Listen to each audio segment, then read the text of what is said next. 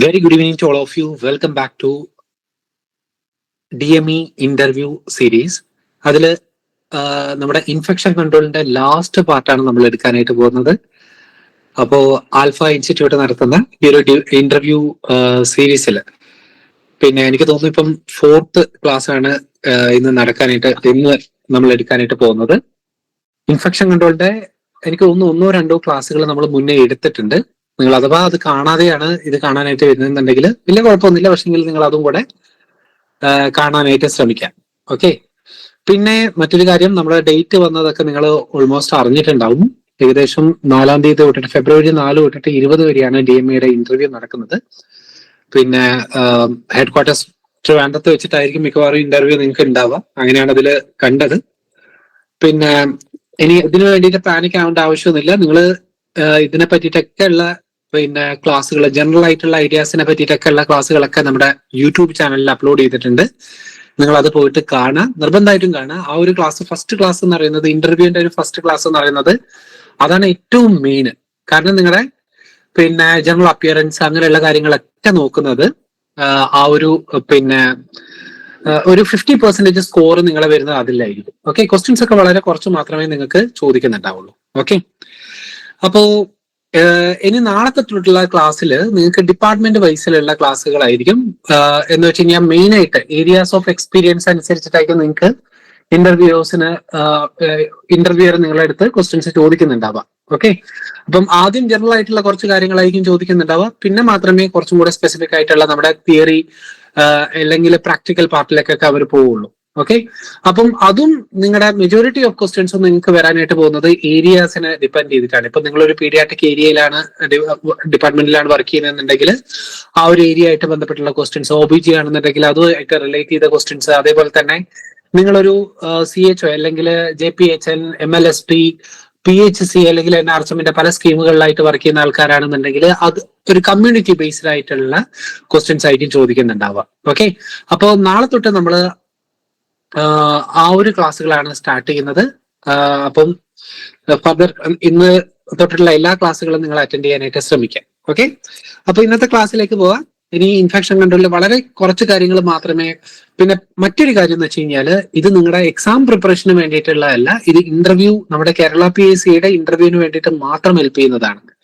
Exam പ്രിപ്പറേഷന് ഇത്ര points ഒന്നും പോരാ. ഞാൻ ഒരുപാട് കട്ട് ഔട്ട് ചെയ്തിട്ടാണ് ഞാൻ ഈ ഒരു പിന്നെ ഓരോ കാര്യങ്ങളും പറയുന്നുണ്ടാവുക. ഓക്കെ.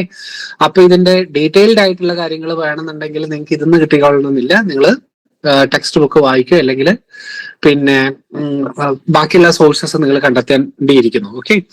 അപ്പോൾ ഇൻഫെക്ഷൻ കൺട്രോളില് ഇന്ന് ഞാൻ മെയിൻ ആയിട്ട് പറയുന്നത് കൺട്രോളിനെ പറ്റിയിട്ടും പ്രിവെൻഷനെ പറ്റിയിട്ടുമാണ്. ഓക്കെ.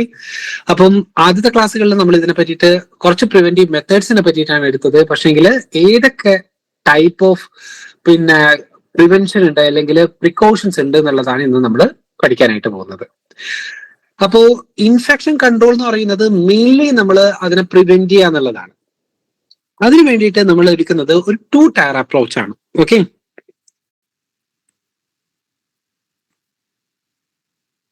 സ്ക്രീൻ എല്ലാവർക്കും കാണാൻ പറ്റുന്നുണ്ടല്ലോ? കാണാൻ പറ്റുന്നുണ്ടെങ്കിൽ എനിക്കൊരു തംസ് അപ്പ് ഇടാം. ഓക്കെ.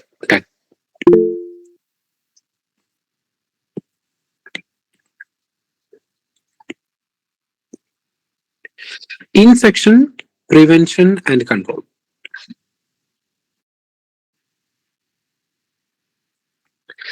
ഇത് നമ്മൾ പറഞ്ഞു, ഒരു 2 ടയർ അപ്രോച്ച് ആണ് നമ്മൾ നടത്തുന്നത്. ഈ 2 ടയർ അപ്രോച്ച് എന്ന് പറയുന്നത് ഒന്നാമത്തെ പ്രിക്കോഷന്റെ പേരാണ് സ്റ്റാൻഡേർഡ് പ്രിക്കോഷൻസ്.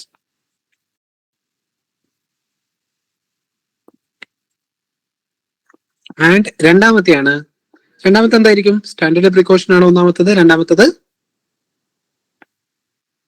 എന്തായിരിക്കും? Transmission based precaution. ഓക്കെ.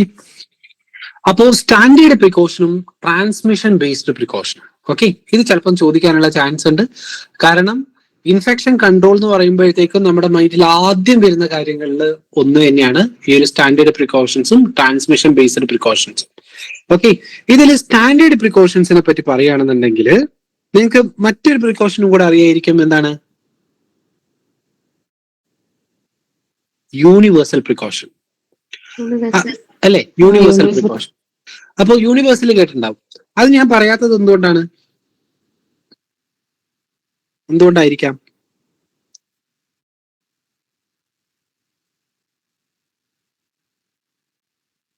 എന്തുകൊണ്ടായിരിക്കാം? നിങ്ങൾക്ക് എന്താ തോന്നുന്നത്? കാരണം സ്റ്റാൻഡേർഡ് പ്രിക്കോഷന്റെ പഴയ പേരാണെന്ത്? പഴയ പേരാണ് യൂണിവേഴ്സൽ പ്രിക്കോഷൻ. എന്തിനാണ് ഇതിനെ യൂണിവേഴ്സൽ പ്രിക്കോഷൻ എന്നിട്ടിട്ടുണ്ടായിരുന്നത്? എല്ലാവർക്കും ഒരുപോലെ മെയിൻറ്റെയിൻ നമ്മള് ഒരു പേഷ്യന്റ്, നമ്മൾ ഹോസ്പിറ്റൽസിൽ വർക്ക് ചെയ്യുന്ന സമയത്ത്, അല്ലെങ്കിൽ ഹോസ്പിറ്റലിലെ ഒരു വാർഡിൽ വർക്ക് ചെയ്യുന്ന സമയത്ത് ആ വാർഡിൽ പലതരത്തിലുള്ള പേഷ്യന്റ് ഉണ്ടാവും അല്ലെ? ചിലരെ കാണുമ്പോൾ നമുക്ക് പിന്നെ നമ്മൾ വിചാരിക്കും ഒരു വെറും ഫീവർ ആയിട്ട് വന്നതാണ്, അല്ലെങ്കിൽ വെറും ചുമയായിട്ട് വന്നതാണ്, വേറെ കുഴപ്പങ്ങളൊന്നും ഇല്ല എന്നുള്ള രീതിയിൽ നമ്മൾ പേഷ്യന്റ് അപ്രോച്ച് ചെയ്യും. ഓക്കെ, അപ്പിയറൻസ് വെച്ചിട്ട്. ഓക്കെ, അതേസമയം നമ്മള് പൊതുവെ നിങ്ങൾ എല്ലാവരും ഒന്ന് മൈക്ക് ഓഫ് ആക്കാവോ? ഓക്കെ, പൊതുവെ നമ്മള് ലുക്ക് വെച്ചിട്ടാണ് ഇൻഫെക്ഷൻ ഉണ്ടോ ഇല്ലയോ എന്നുള്ളത് തീരുമാനിക്കുന്നത് അല്ലെ? പൊതുവെ നമ്മുടെ ഒരു മിസ്കൺസെപ്ഷൻ ഉണ്ട്. ഒരു ഡെസ്റ്റിറ്റ്യൂട്ട് ലുക്കുള്ള, അല്ലെങ്കിൽ കുറച്ച് കുളിക്കാത്ത നനക്കാത്ത ആൾക്കാർക്കാണ് കൂടുതൽ ഇൻഫെക്ഷൻ നമ്മൾ വിചാരിക്കും അല്ലെ? അല്ലെങ്കിൽ നമുക്ക് കൂടുതലും ഇൻഫെക്ഷൻ കിട്ടാൻ ചാൻസ് ഉള്ളത് അവരിൽ നിന്നാണ് നമുക്ക് വിചാരിക്കും. പക്ഷേ അങ്ങനെയല്ല. അതുകൊണ്ടാണ് നമ്മൾ ഈ യൂണിവേഴ്സൽ പ്രിക്കോഷൻ എന്ന് പണ്ട് പേരിട്ടത്. യൂണിവേഴ്സൽ പ്രിക്കോഷൻ എന്ന് വെച്ച് കഴിഞ്ഞാൽ എന്തായിരുന്നു? നമ്മള് എവ്രി പേഷ്യന്റ് ഈസ് ഇൻഫെക്ഷസ് എന്നുള്ള രീതിയിൽ നമ്മൾ പോവാം. ഓക്കെ, എല്ലാ പേഷ്യന്റും, നമ്മൾ ട്രീറ്റ് ചെയ്യുന്ന എല്ലാ പേഷ്യന്റും ഇൻഫെക്ഷസ് ആണ്, അവരിൽ നിന്ന് നമുക്ക് ഇൻഫെക്ഷൻ കിട്ടാനുള്ള ചാൻസ് ഉണ്ട് എന്നുള്ള രീതിയിൽ നമ്മൾ പോവാം. ഓക്കെ, ആ ഒരു അപ്രോച്ചിനെയാണ് നമ്മൾ യൂണിവേഴ്സൽ പ്രിക്കോഷൻ എന്ന് പറയുന്നത്. അതിന്റെ പേരിപ്പം മാറ്റിയിട്ടാണ് നമ്മൾ സ്റ്റാൻഡേർഡ് പ്രിക്കോഷൻസ് എന്നിട്ടത്. ഓക്കെ, അപ്പോ ഈ പ്രിക്കോഷൻസ് എന്ന് പറയുന്നത് ഓൾ പേഷ്യൻസിന് അപ്ലിക്കബിൾ ആണ്, all blood or body fluid exposure applicable ആണ്, ഓൾ ഷാർപ്സിന് അപ്ലിക്കബിൾ ആണ്, and irrespective of their infective status. Okay, അവർ HIV ആണോ, HBsIg ആണോ, HCV ആണോ, അങ്ങനെയല്ല, എല്ലാവർക്കും അതുണ്ടോ ഇല്ലയോ എന്നൊന്നും നോക്കണ്ട, എല്ലാവർക്കും നമ്മൾ ഈ പ്രിക്കോഷൻസ് അപ്ലിക്കബിൾ ആണ്. ഓക്കെ, ഇനി എന്തൊക്കെയാണ് ഈ സ്റ്റാൻഡേർഡ് പ്രിക്കോഷന്റെ കമ്പോണൻസ് നമുക്ക് നോക്കാം. Components of standard precautions. Okay, SP എന്നെടുത്തത് സ്റ്റാൻഡേർഡ് പ്രിക്കോഷനെയാണ്. ആൻഡ് ഫസ്റ്റ് വൺ എന്തായിരിക്കും? ഫസ്റ്റ് വൺ ഏതൊരു പ്രിക്കോഷൻ ആയി കഴിഞ്ഞാലും ഫസ്റ്റ് വൺ ഈസ് എന്ത്? ഹാൻഡ് വാഷ് അല്ലെങ്കിൽ ഹാൻഡ് ഹൈജീൻ. ഓക്കെ,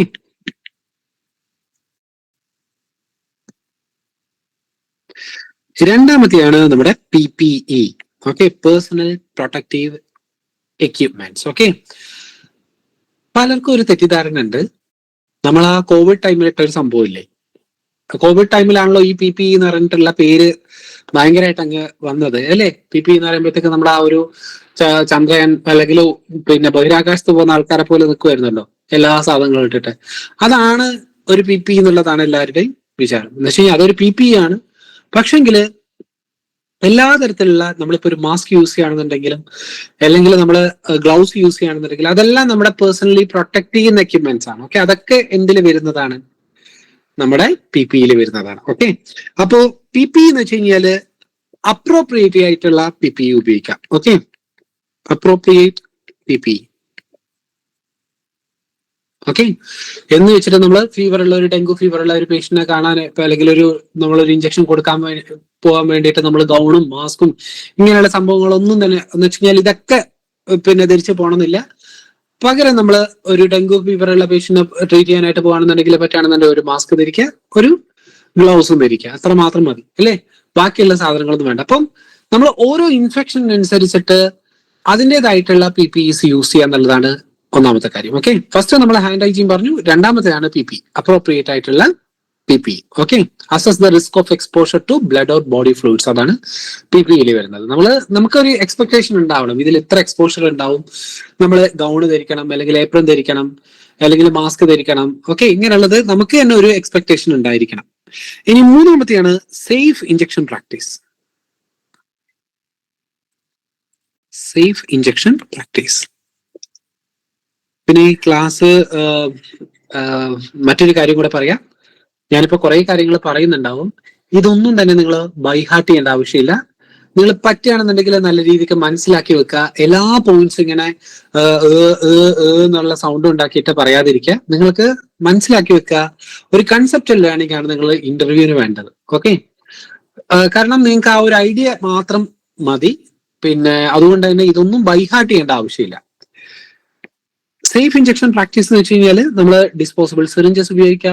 പിന്നെ സിംഗിൾ ഡോസ് വയൽസ് ആണ് എപ്പോഴും നമ്മൾ പ്രിഫർ ചെയ്യുന്നത്. എന്ന് വെച്ച് കഴിഞ്ഞാൽ നമ്മൾ മൾട്ടിപ്പിൾ ഇങ്ങനെ കുത്തിയെടുക്കുന്നതിനേക്കാളും നല്ലതായിട്ട് നമ്മൾ പറയുന്നത് സിംഗിൾ ഡോസ് വയൽസ് ആണ്. അപ്പൊ നമുക്ക് എത്രയാണോ ഡോസ് വേണ്ടത് അപ്പൊ അതിനനുസരിച്ചിട്ടുള്ള വയൽ നമ്മൾ പ്രിഫർ ചെയ്യുക എന്നുള്ളതാണ്. ഓക്കെ, ഇനി നാലാമത്തെയാണ് respiratory hygiene.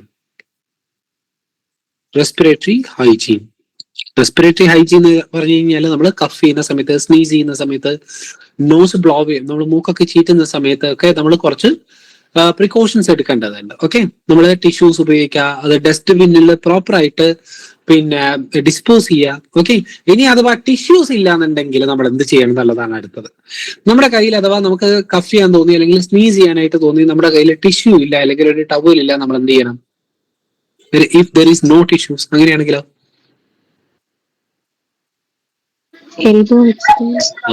Very good. Okay, നമ്മൾ ഇന്നർ എൽബോ വെച്ചിട്ട് വേണം നമ്മൾ കഫ് ചെയ്യാൻ അല്ലെങ്കിൽ സ്നീസ് ചെയ്യാൻ വേണ്ടിയിട്ട്. ഇന്നർ എൽബോ അല്ലാതെ നമ്മൾ രണ്ട് കൈയും വെച്ചിട്ട് നമ്മൾ പൊതുവേ കാണുന്ന ഒരു സംഭവം ഉണ്ട്. നമ്മൾ രണ്ട് കൈയും പിന്നെ മുഖത്തോട് വെച്ചിട്ട് നമ്മളൊരു സ്നീസ് ചെയ്യുന്ന ഒരു സംഭവം ഉണ്ട്.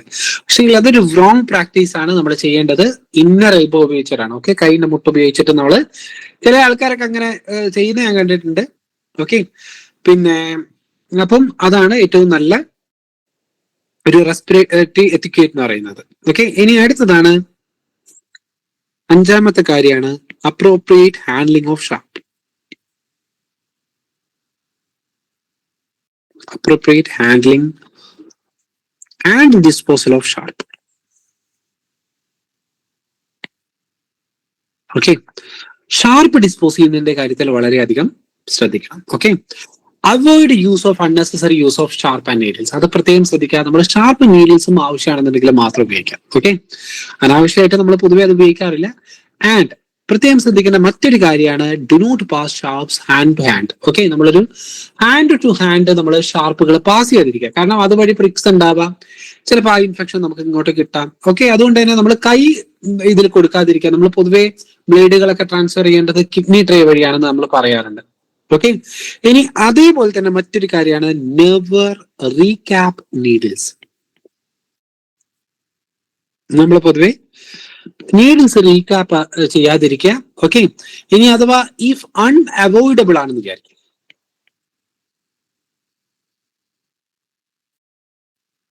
അങ്ങനെയാണെന്നുണ്ടെങ്കിൽ നമ്മൾ ഉപയോഗിക്കേണ്ട ഒരു ടെക്നിക്ക് ഉണ്ട്. നമ്മൾ റീക്യാപ്പ് ചെയ്യാനുള്ള ഒരു ടെക്നിക്ക് ഉണ്ട്. ആ ടെക്നിക്ക് എന്താ പേര് പറയാന്നറിയോ നിങ്ങൾക്ക്?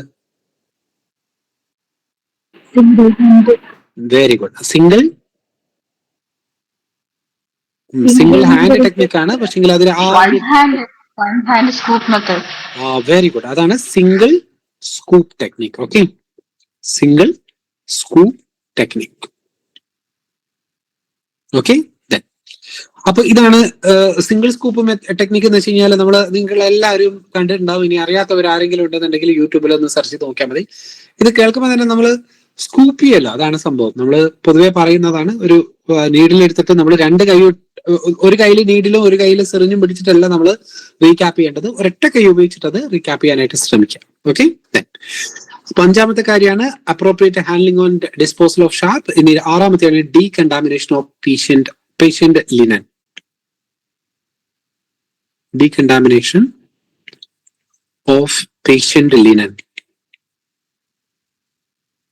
ഓക്കെ, പിന്നെ നമ്മൾ ഡീകണ്ടാമിനേഷൻ ഓഫ് പേഷ്യന്റ് ലിനൻ എന്ന് വെച്ച് കഴിഞ്ഞാൽ നമ്മൾ വെറ്റ് മേക്കിംഗ് എന്ന് പറഞ്ഞിട്ടുള്ള സംഭവം ഉണ്ടായിരുന്നു. ഇപ്പൊ നമ്മുടെ പല ഹോസ്പിറ്റൽസിലും ഇതിന് പ്രത്യേക സ്റ്റാഫുകളാണ്.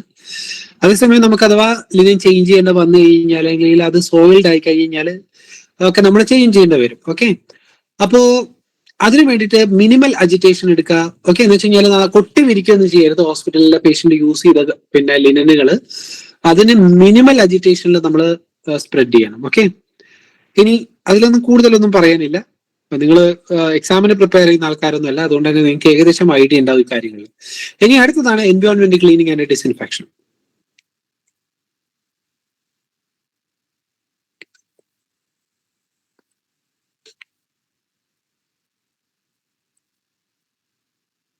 Okay.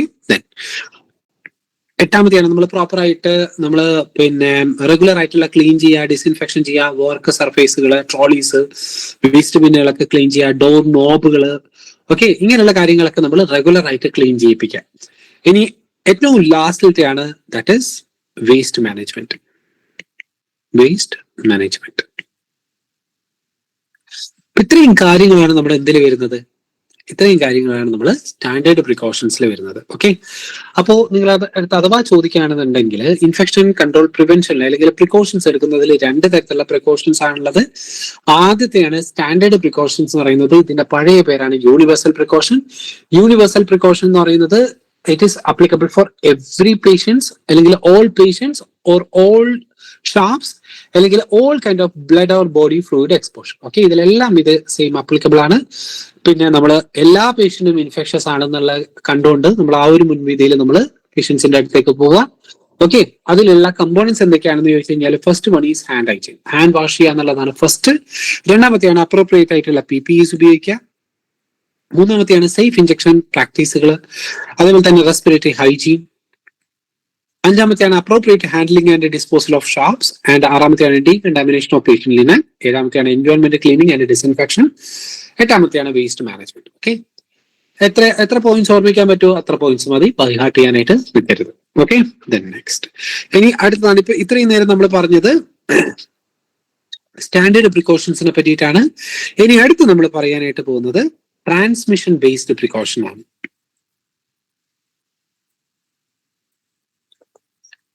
Transmission based precaution.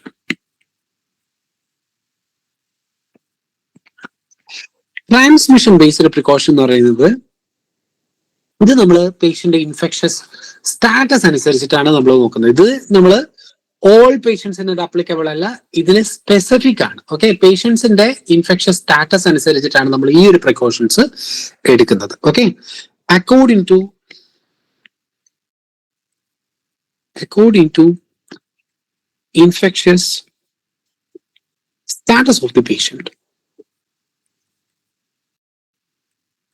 Okay, അതേപോലെ തന്നെ according to mode of transmission. കാരണം പല ഇൻഫെക്ഷൻസും പല മോഡ് ഓഫ് ട്രാൻസ്മിഷൻ ആയിരിക്കും. ചിലപ്പോൾ റെസ്പിറേറ്ററി ട്രാക്ക് വഴി വരുന്നതായിരിക്കും, എന്ന് വെച്ച് കഴിഞ്ഞാൽ ഡ്രോപ്ലെറ്റ് അല്ലെങ്കിൽ എയർബോൺ ആയിരിക്കും. ചിലപ്പോൾ കോണ്ടാക്ട് വഴി വരുന്നതായിരിക്കും, അല്ലെ?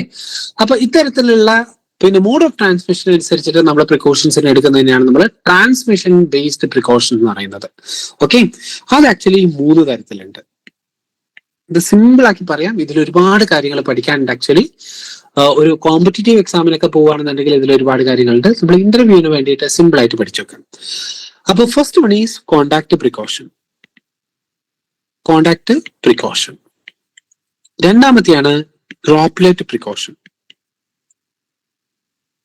ഓക്കെ, മൂന്നാമത്തെയാണ് airborne precaution. Okay, first one, ആദ്യത്തെ കമ്പൗണ്ടിനെ പറ്റിയിട്ട് നമുക്ക് നോക്കാം. First one is contact precaution. Contact precaution എന്ന് വെച്ച് കഴിഞ്ഞാൽ നമ്മൾ ഏതൊക്കെ പേഷ്യൻസിനാണ് നമ്മൾ കോണ്ടാക്ട് പ്രിക്കോഷൻസ് അപ്ലിക്കബിൾ ആവുന്നതെന്ന് നമുക്ക് നോക്കാം. ഓക്കെ, ഒന്നാമത്തെയാണ് സ്കിൻ ഇൻഫെക്ഷൻസ് ഉള്ള ആൾക്കാരിൽ. സ്കിൻ ഇൻഫെക്ഷൻ എന്ന് പറയുമ്പോൾ എന്തൊക്കെ ഇൻഫെക്ഷൻസ് അതിൽ വരും? ഒന്നുകിൽ ഇംപെറ്റിഗോ എന്ന് പറഞ്ഞിട്ടുള്ള ഒരു സംഭവം ഉണ്ട്. പിന്നെ നമ്മുടെ നാട്ടിലൊക്കെ എനിക്ക് തോന്നുന്നു പനിതൂറി എന്നൊക്കെ പറയുന്ന കേൾക്കാം. ഓക്കെ, അത് എന്റെ ആ സൈഡിലേക്കൊക്കെ അങ്ങനെയാണ് പറയുന്നത്. നിങ്ങളുടെ സൈഡിലേക്ക് എന്താണ് പറയുന്നത് എന്നുള്ളത്, ഒരു ഹണി കോംബ് ക്രസ്റ്റുകളൊക്കെ ഫോം ചെയ്യുന്ന ഒരു സംഭവമില്ല, അതാണ് ഇംപെറ്റിഗോ എന്ന് പറയുന്നത്. ഇനി അടുത്താണ് ഫെറിങ്കുലോസിസ്, ഹെർപെസ് എന്ന് വെച്ച് കഴിഞ്ഞാൽ അത് സിംപ്ലക്സ് ആവാം. ഓക്കെ, ലെപ്രസി, സ്കാബിസ്, ഓക്കെ, പെഡിക്കുലോസിസ്, ഇങ്ങനെയുള്ളതൊക്കെയാണ് നമ്മുടെ സ്കിൻ ഇൻഫെക്ഷൻസിൽ വരുന്നത്. രണ്ടാമത്തെയാണ് വൂണ്ട് ഇൻഫെക്ഷൻ.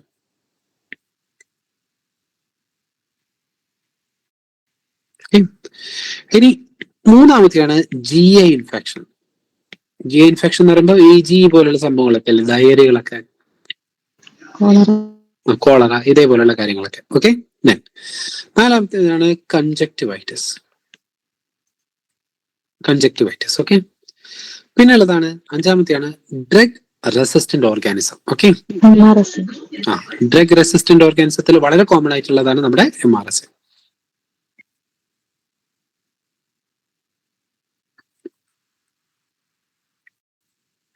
ലൈക്ക് MRSA എന്ന് വെച്ച് കഴിഞ്ഞാൽ എന്താണ്? Methicillin Staphylococcus. Okay, methicillin resistant ആയിട്ടുള്ള സ്റ്റഫൈലോകോക്കസ്. ഓക്കെ, മെത്തിസിലിൻ എന്ന് പറയുന്നത് പിന്നെ നമ്മുടെ ബീറ്റ ലാക്ടം എന്ന് വെച്ചാൽ നമ്മളൊരു ആന്റിബയോട്ടിക് ഉണ്ടാക്കുമ്പോൾ അതില് രണ്ട് കാര്യങ്ങൾ വളരെ കോമൺ ആണ്. ഒന്ന് പറയുന്നതാണ് ബീറ്റ ലാക്ടം റിങ്ങുകൾ, രണ്ടാമത്തെയാണ് മെത്തിസിലിൻ എന്ന് പറയുന്നത്. ഓക്കെ, അപ്പോ ഈ മെത്തിസിലിൻ അടങ്ങിയിട്ടുണ്ട് നമ്മൾ ഉപയോഗിക്കുന്ന കോമൺ ആയിട്ടുള്ള എല്ലാ ആന്റിബയോട്ടിക്സിലും. നമ്മൾ ഉപയോഗിക്കുന്ന സെഫാലോസ്പോറിൻ, സെഫ്രിയാക്സോൺ, സെഫിക്സിൻ, പെനിസിലിൻ ആണെന്നുണ്ടെങ്കിൽ ആംബിസിലിൻ, പിന്നെ എന്താ പറയാ എല്ലാ തരത്തിലുള്ള പെനിസിലിനുകളിലും അമോക്സിസിലിൻ, പിന്നെ നമ്മുടെ കാർബിഫെനംസിൽ എന്ന് വെച്ചാൽ മെറോപ്പനം പോലെയുള്ള അങ്ങനെയുള്ള സാധനത്തില്, പിന്നെ നമ്മുടെ എന്താ പറയാ ഈ പിപ്രാസെല്ലിൻ, ടാസോബാക്ടർ, ഇങ്ങനെയുള്ള സംഭവങ്ങളൊക്കെ ഇല്ലേ, ഇതെല്ലാത്തിലും എന്തുണ്ട്? നമുക്ക് മെത്തിസിലിൻ കമ്പോണന്റ് ഉണ്ട്. ഇനി മറ്റൊരു കാര്യം ഇതിലുള്ളതാണ് സ്റ്റഫൈലോകോക്കസ് ഓറിയസ്. എന്തുകൊണ്ടാണ് നമ്മൾ മെത്തിസിലിൻ റെസിസ്റ്റന്റ് ആയിട്ടുള്ള സ്റ്റഫൈലോകോക്കസ് ഓറിയസ് എന്ന് പറയുന്നത്? സ്റ്റഫൈലോകോക്കസ് ഓറിയസിന് ഇത്രയും ഇമ്പോർട്ടൻസ് കൊടുക്കുന്നത് എന്തുകൊണ്ടാണ്? സ്റ്റഫൈലോകോക്കസ് ഓറിയസിന് ഇത്രയും importance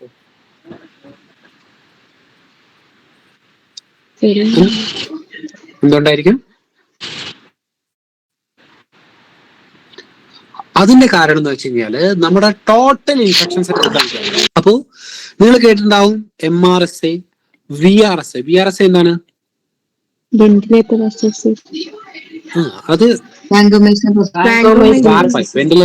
associated pneumonia, vancomycin resistant ആയിട്ടുള്ള സ്റ്റഫൈലോകോക്കസ് ഓറിയസ്. ഇതിലെല്ലാം നമ്മൾ സ്റ്റഫൈലോകോക്കസ് ഓറിയസിനെയാണ് മെയിൻ ആയിട്ട് ഇമ്പോർട്ടൻസ് കൊടുക്കുന്നത്. എന്തുകൊണ്ടാണെന്ന് ചോദിച്ചു കഴിഞ്ഞാൽ നമ്മുടെ ടോട്ടൽ ഇൻഫെക്ഷൻസിൽ ഏകദേശം 70 to 80% ഇൻഫെക്ഷൻസ് ഉണ്ടാക്കുന്നത് ആരാണ്? അത് സ്റ്റഫൈലോകോക്കസ് ഓറിയസ് ആണ്. ഓക്കെ, സ്റ്റഫൈലോകോക്കസ് ഗ്രൂപ്പ് ആണ്.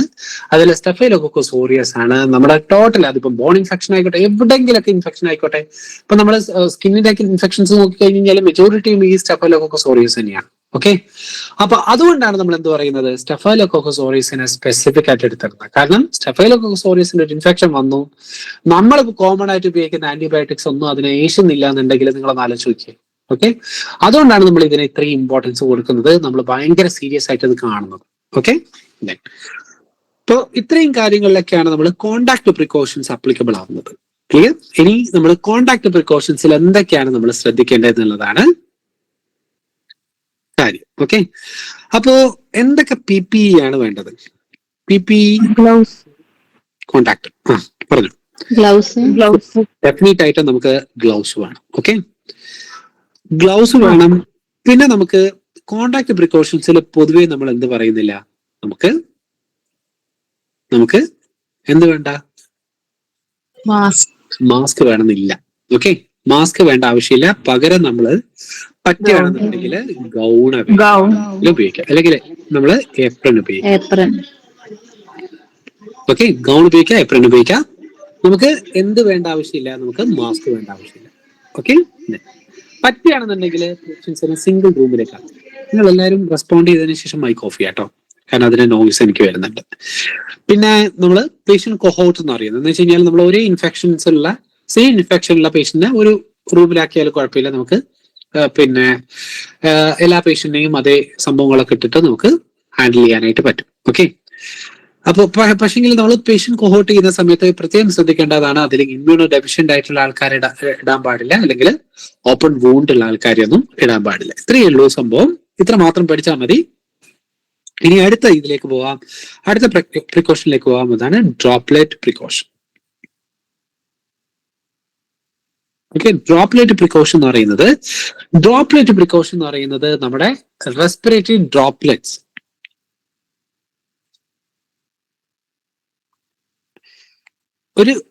ഒരു സെക്രീഷനെ ഡ്രോപ്ലെറ്റ്സ് എന്ന് പറയണമെന്നുണ്ടെങ്കിൽ, റെസ്പിറേറ്ററി ഡ്രോപ്ലെറ്റ്സ് എന്ന് പറയണമെന്നുണ്ടെങ്കിൽ അതിന്റെ സൈസ് എന്ന് പറയുന്നത് മോർ ദാൻ 5 മൈക്രോമീറ്റർ ആയിരിക്കണം. ഓക്കെ, എന്നാൽ മാത്രമേ നമ്മൾ പിന്നെ അതിനെ ഡ്രോപ്ലെറ്റ് എന്ന് പറയുള്ളൂ. അതിനേക്കാളും കുറവാണെന്നുണ്ടെങ്കിൽ നമ്മൾ അതിനെ എയർബോൺ എന്നാണ് പറയുന്നത്. ഓക്കെ, എയർബോൺ ഇൻഫെക്ഷൻ എന്നാണ് പറയുന്നത്. ഓക്കെ, അതേപോലെ തന്നെ ഇതിന് ട്രാവൽ ചെയ്യാൻ പറ്റുന്നത് കൂടുതലായിരിക്കോ കുറവായിരിക്കോ? എയർബോൺ ആയിട്ട് കമ്പയർ ചെയ്യുമ്പോൾ ഡ്രോപ്ലെറ്റ് ആയിട്ടുള്ള സാധനങ്ങൾക്ക് ട്രാവൽ ചെയ്യുന്ന ഡിസ്റ്റൻസ് എന്ന് പറയുന്നത് കുറവായിരിക്കും. ഓക്കെ, അപ്പൊ ഇതിന്റെ ഷോർട്ട് ഡിസ്റ്റൻസിലാണ് ഇത് പോകുള്ളൂ. ലെസ് ദാൻ 1 മീറ്റർ ഒക്കെ മാത്രമേ ഇതിനെ ഡിസ്റ്റൻസ് ഉള്ളൂ. ട്രാവൽ ഡിസ്റ്റൻസ് എന്ന് പറയുന്നത്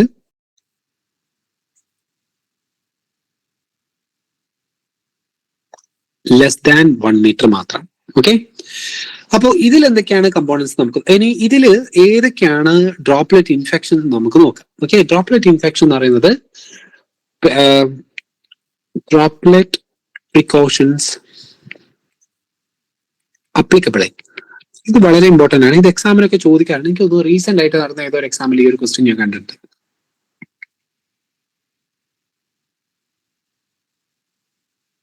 ഓക്കെ, ഇതിനൊരു കോഡ് ഉണ്ട്, സ്പൈഡർമാൻ എന്ന് പറഞ്ഞിട്ടുള്ളൊരു കോഡ്. അതൊന്നും നിങ്ങൾ പഠിക്കണം എന്നില്ല. ഞാനിവിടെ ജസ്റ്റ് ആ സ്പൈഡർമാൻ കോഡ് ഞാൻ നിങ്ങൾക്ക് എഴുതാം.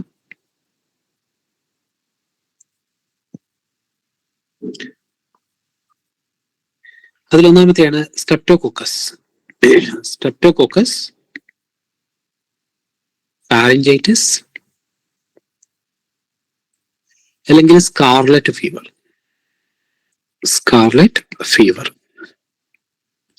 രണ്ടാമത്തെയാണ് പെർട്യൂസസ്.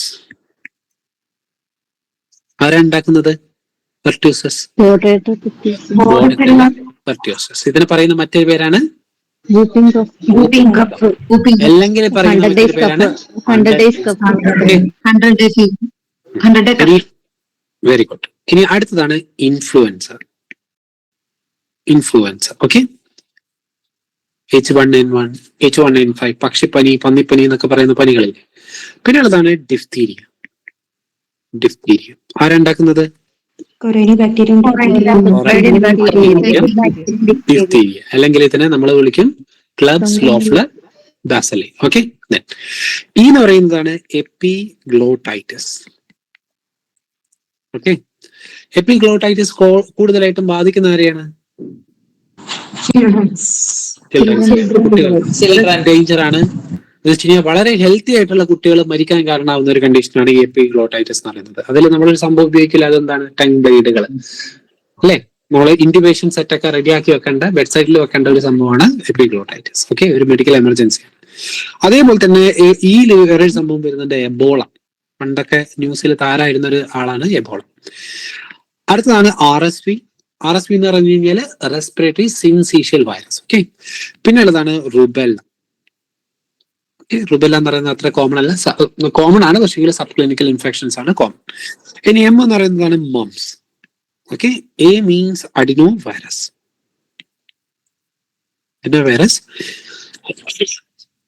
ഇനി അടുത്തതാണ് N ആണ് നെസീരിയ മെനിഞ്ചിറ്റൈറ്റിസ്. ഓക്കെ, അപ്പോ പിന്നെ ഇതില് നമ്മൾ മൂന്ന് കാര്യങ്ങളിൽ നമ്മൾ കോൺടാക്ട് പ്രിക്കോഷൻസും കൂടെ ആഡ് ചെയ്യണം. അതാണ് RSV, ഇൻഫ്ലുവൻസ ആൻഡ് എബോള. ഈ മൂന്ന് കണ്ടീഷൻസിൽ നമ്മൾ ഈ ഡ്രോപ്ലെറ്റ് പ്രിക്കോഷന്റെ കൂടൊപ്പം തന്നെ നമ്മൾ കോൺടാക്ട് പ്രിക്കോഷനും കൂടെ ആഡ് ചെയ്യണം. പക്ഷെ അതൊന്നും നിങ്ങൾക്ക് അത്ര ഇമ്പോർട്ടന്റ് അല്ല. നിങ്ങൾക്ക് ഇതിൽ പറ്റുന്ന ഇൻഫെക്ഷൻസിനെ പറ്റി പഠിക്കുക എന്നുള്ളത് മാത്രമേ ഉള്ളൂ. ഓക്കെ, ഇനി അടുത്തതാണ് ഇതിൽ എന്തൊക്കെ PPEs ആണ് നമ്മൾ ഉപയോഗിക്കേണ്ടത് എന്നുള്ളത്. ഓക്കെ, പ്രത്യേകം ശ്രദ്ധിക്കേണ്ടതാണ് സിംഗിൾ റൂം ഫോർ പേഷ്യൻസ്. ഇത്തരത്തിലുള്ള പേഷ്യൻസിന് നമ്മൾ സിംഗിൾ റൂം തന്നെ പ്രൊവൈഡ് ചെയ്യണം. രണ്ടാമത്തെയാണ് PPE നമ്മൾ ഉപയോഗിക്കുമ്പോൾ എന്തൊക്കെ വേണം? ഏറ്റവും ആയിട്ട് നമ്മൾ എന്ത് വേണം? മാസ്ക് വേണം. ഓക്കെ, അതാണ് ഏറ്റവും ഇമ്പോർട്ടന്റ്. ഓക്കെ, പ്രത്യേകം. പിന്നെ ട്രാൻസ്പോർട്ട് ഒക്കെ ചെയ്യുന്നതിൽ നമ്മൾ ശ്രദ്ധിക്കുക. ഇത്ര മാത്രം മതി നമ്മുടെ ഡ്രോപ്ലെറ്റ് പ്രിക്കോഷൻസിൽ. ഇനി അടുത്തതാണ് നമ്മുടെ airborne precaution.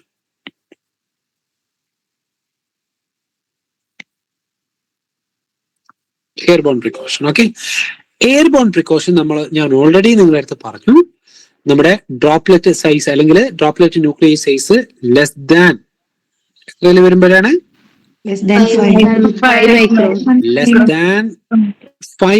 Less than or equal to 5 micrometre ആകുമ്പോഴാണ് നമ്മൾ ഡ്രോപ്ലെറ്റ് ന്യൂക്ലിയ എന്ന് പറയുന്നത്. ഇതിന്റെ ട്രാവൽ ഡിസ്റ്റൻസ് എന്ന് പറയുന്നത് എത്രയായിരിക്കും? അത് മോർ ദാൻ 1 മീറ്റർ ആയിരിക്കും. ഓക്കെ, ഇനി ഏതൊക്കെ കണ്ടീഷൻസിലാണ് നമ്മൾ എയർബോൺ പ്രിക്കോഷൻസ് എടുക്കേണ്ടത് എന്നുള്ളത് നമുക്ക് നോക്കാം.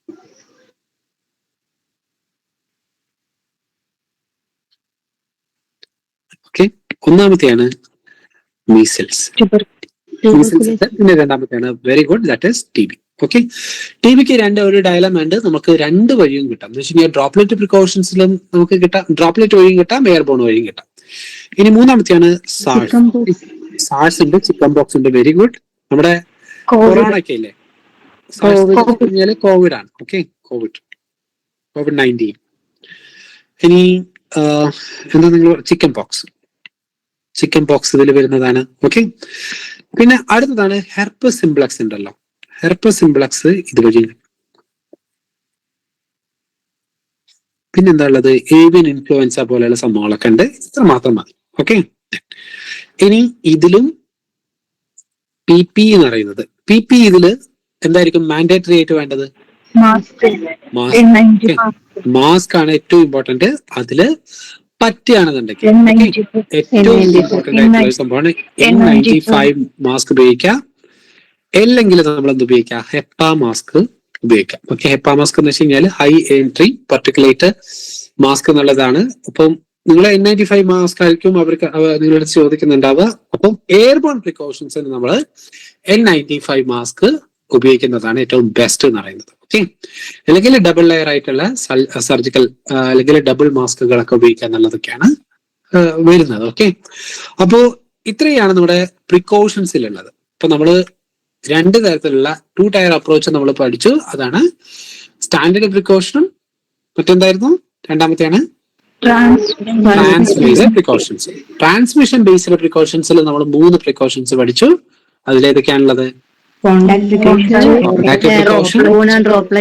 Airborne and droplet precautions. Okay, very good. ഇനി നമുക്ക് അടുത്ത കുറച്ച് കുഞ്ഞു കുഞ്ഞു കാര്യങ്ങളാണ് നമുക്ക് പഠിക്കാനുള്ളത്. നമുക്ക് നോക്കാം. ഇനി അടുത്ത് ചോദിക്കാൻ ചാൻസ് ഉള്ള കുറച്ച് കാര്യങ്ങളാണ്. First one is sequence. ഇനിയിപ്പോ ഫുൾ PP ഇടേണ്ട കാര്യം വന്നു എന്ന് വിചാരിക്കും. ഓക്കെ, നമ്മളിപ്പം മറ്റേ ഗോഗിൾസും മാസ്കും പിന്നെ ഫേസ് ഷീൽഡും ഗൗണും ഒക്കെ ഇട്ട് നമ്മളൊരു കോവിഡ് പേഷ്യന്റിനെ ട്രീറ്റ് ചെയ്യാനാണ് പോകുന്നതെന്ന് വിചാരിക്കും. അങ്ങനെയാണെന്നുണ്ടെങ്കിൽ ചിലപ്പോൾ നിങ്ങളടുത്ത് ഒരു ക്വസ്റ്റ്യൻ ചോദിക്കാം, what is the sequence for putting on PPE? Sequence for putting on PPE. Okay, ഇതൊരു സീക്വൻസ് ഉണ്ട് അല്ലേ? അപ്പോ നമ്മൾ ധരിക്കുന്ന സമയത്ത് ഏതാണ് ഫസ്റ്റ് വരേണ്ടത്?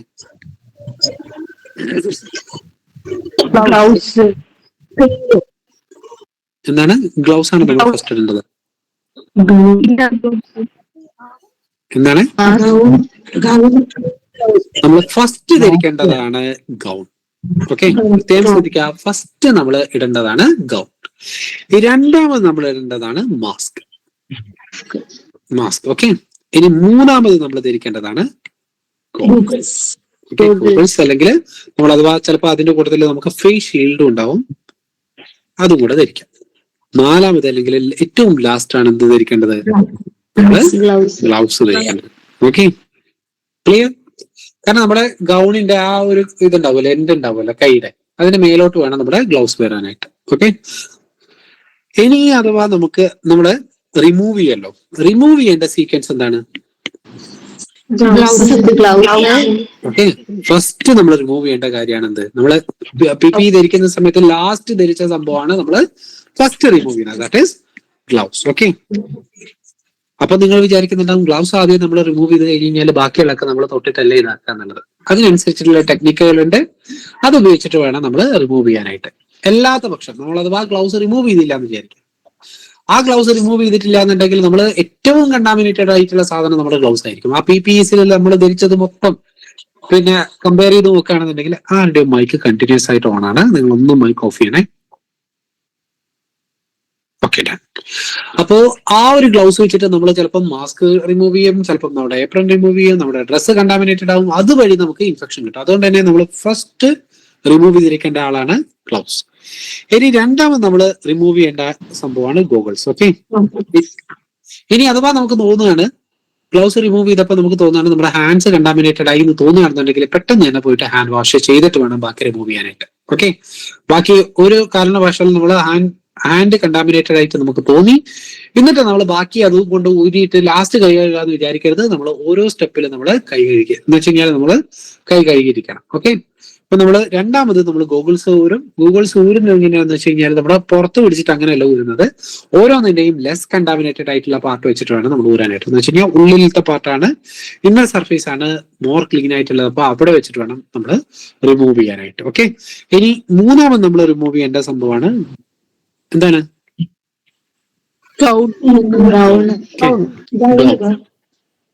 മൂന്ന് ജി ആദ്യം വരും.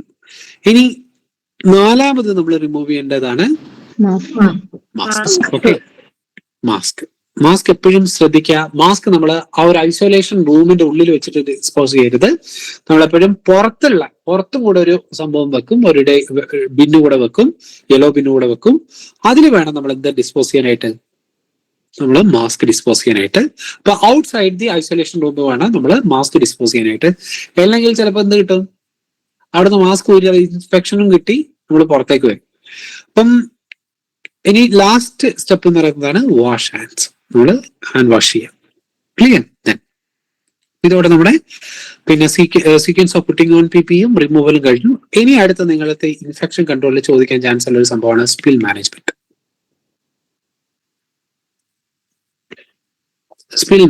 ഓക്കെ, അതിൽ കോമൺ ആയിട്ട് നമുക്ക് കാണാൻ പറ്റുന്ന സ്പിൽ ഏതാണ്? ബ്ലഡ്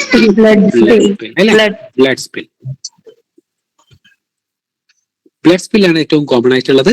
ബ്ലഡ് സ്പില്ലിനെ നമുക്ക് രണ്ടായിട്ട് തരംതിരിക്കാം. ഓക്കെ, അതിൽ ഒന്നാമത്തെ ലാർജ് സ്പിൽ,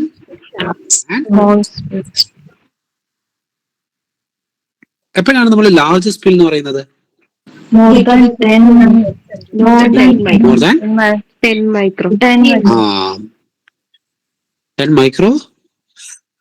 10 മൈക്രോ അല്ല, വെച്ച് കഴിഞ്ഞാല് മോർ ദാൻ 10 ml പോവാ. ഓക്കെ, മോർ ദാൻ 10 ml പോവാ, അല്ലെങ്കിൽ 10 സെന്റിമീറ്റർ. ഓക്കെ, രണ്ടും കണക്കാക്കാം. നമുക്ക് തോന്നുകയാണ് ഇത് 10 ml-ക്കാളും കൂടുതൽ ബ്ലഡ് ഇട്ട്, അല്ലെങ്കിൽ 10 സെന്റിമീറ്റർ അതിന്റെ സ്പ്രെഡ് ചെയ്തിട്ടുണ്ട്. ഓക്കെ, അങ്ങനെയാണെന്നുണ്ടെങ്കിൽ നമ്മൾ പറയുന്ന പേരാണ് ലാർജ് സ്പിൽ. ഓക്കെ, ഇനി ലെസ് ദാൻ 10 ml ആണ്, അല്ലെങ്കിൽ ലെസ് ദാൻ 10 സെന്റിമീറ്റർ ആണെന്നുണ്ടെങ്കിൽ we will call it as, അല്ലെങ്കിൽ consider it as small spill അല്ലെങ്കിൽ മൈനർ സ്പിൽ. ഓക്കെ, ഇനി ഇതിന്റെ മാനേജ്മെന്റിൽ വളരെ ഇമ്പോർട്ടന്റ് ആയിട്ടുള്ള സാധനം എന്താണ്? സോഡിയം ഹൈപ്പോക്ലോറൈറ്റ് അല്ലെങ്കിൽ ബ്ലീച്ചിങ് സൊല്യൂഷൻ ആണ്. ബ്ലീച്ചിങ് സൊല്യൂഷൻ എന്ന് പറയുന്നത് നമ്മൾ 3 കാര്യത്തിന് നമ്മൾ ഉപയോഗിക്കും. ഓക്കെ, ഒന്നെന്ന് പറയുന്നതാണ് നമ്മുടെ ലാർജ് സ്പില്ല് മാനേജ് ചെയ്യാൻ വേണ്ടിയിട്ട്. ഓക്കെ, ലാർജ് സ്പില്ല് മാനേജ് ചെയ്യാൻ വേണ്ടിയിട്ട് നമ്മൾ ഉപയോഗിക്കുന്ന കോൺസെൻട്രേഷൻ എന്ന് പറയുന്നത് 1:10 ഡൈല്യൂഷൻ. ഓക്കെ, 1:10 ഡൈല്യൂഷൻ എന്ന് വെച്ച് കഴിഞ്ഞാൽ നമ്മൾ 10% നമ്മൾ വിളിക്കും. അപ്പോൾ ഇതില് 1 പാർട്ട് ബ്ലീച്ചിങ് പൗഡറും 9 പാർട്ട് വെള്ളമായിരിക്കും ഉണ്ടാവുക. അപ്പോൾ നമ്മൾ ഡൈല്യൂട്ട് ചെയ്യുന്നത് എങ്ങനെയാണെന്ന് വെച്ച് കഴിഞ്ഞാൽ 25 ml നമ്മൾ ബ്ലീച്ച് എടുക്കും. ഓക്കെ, ഇത് പല ഇതിനനുസരിച്ച് നമ്മൾ ബ്ലീച്ചിങ് പൗഡർ ആണോ ക്ലോറിൻ ടാബ്ലറ്റ് ആണോ അതിനൊക്കെ അനുസരിച്ചിരിക്കും. കോമൺ ആയിട്ട് നമ്മൾ ഉപയോഗിക്കുന്നത് ബ്ലീച്ചിങ് പൗഡർ ആണ്. അപ്പോൾ ബ്ലീച്ചിങ് പൗഡർ വെച്ചിട്ടാണ് ഞാൻ പറയുന്നത്. നമ്മൾ 25 ml ബ്ലീച്ച് സൊല്യൂഷൻ എടുക്കുന്നു. ഓക്കെ, പ്ലസ് 225 ml വാട്ടർ എടുത്തു കഴിഞ്ഞാൽ നമുക്ക് എന്ത് കിട്ടി? നമുക്ക് 10% ആയിട്ടുള്ള ബ്ലീച്ചിങ് സൊല്യൂഷൻ എത്തി. ഓക്കെ, എന്നിട്ട് നമ്മൾ അത് ആ ബ്ലഡ് സ്പില്ലിലേക്ക് ഒഴിച്ചു വെക്കുക. എന്നിട്ട് എന്താ ചെയ്യേണ്ടത്? അപ്പൊ തന്നെ തുടച്ചെടുക്കണോ? 20 minutes. Very good. ഇതിന്റെ കോണ്ടാക്ട് ടൈം എന്ന് പറയുന്നത് നമ്മുടെ 20 minutes ആണ്. ഓക്കെ, 20 മിനിറ്റ് വെയിറ്റ് ചെയ്യുക. എന്നിട്ട് മാത്രം നമ്മൾ അതിനെ ക്ലീൻ ചെയ്യാനായിട്ട് ശ്രമിക്കാം. ഇതാണ് ലാർജ് സ്പില്ലിന്റെ മാനേജ്മെന്റ് എന്ന് പറയുന്നത്. Okay, next. ഇനി അടുത്തതാണ് നമ്മുടെ ഈ എന്താ പറയുന്നത്, നമ്മുടെ spill. Small spill. Okay, small അല്ലെങ്കിൽ മൈനർ സ്പില്ലില്, സ്മോൾ അല്ലെങ്കിൽ മൈനസ് സ്പില്ലിൽ നമ്മൾ ഉപയോഗിക്കുന്നത് 1:100 ഡൈല്യൂഷൻ ആണ്. ഓക്കെ, ഇതെങ്ങനെയാണ് ഉണ്ടാക്കുന്നതെന്ന് ചോദിച്ചു കഴിഞ്ഞാൽ 5 ml ബ്ലീച്ച് എടുക്കും, പ്ലസ് 495 ml വാട്ടർ എടുക്കും.